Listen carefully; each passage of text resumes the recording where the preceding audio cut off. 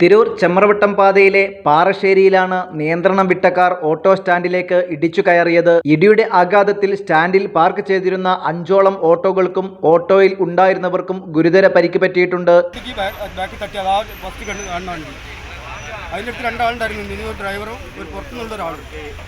പിന്നെ അപ്പോൾ അയാളെ തുടക്കാൻ തട്ടി, ഒരാളെ തട്ടി തെറിപ്പിച്ച് റോട്ടുമ വീണിട്ട് അയാളെ മുകളിൽ പോയിട്ട് വണ്ടി വീണു.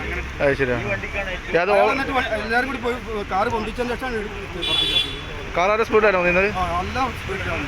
ഫാമിലി ഉണ്ടായിരുന്നു അതിൽ ഒരു 4 പേര്.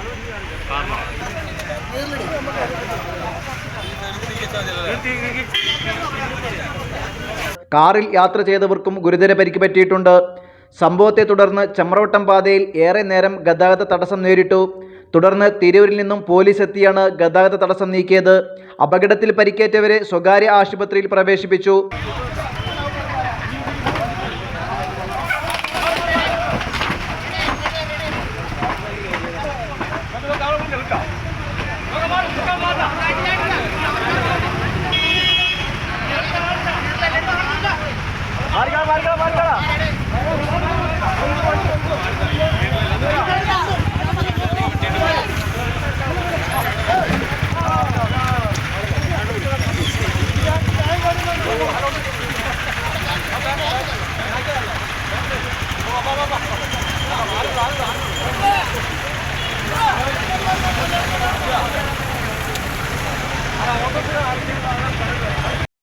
മലയാളം ടെലിവിഷൻ, തിരൂർ.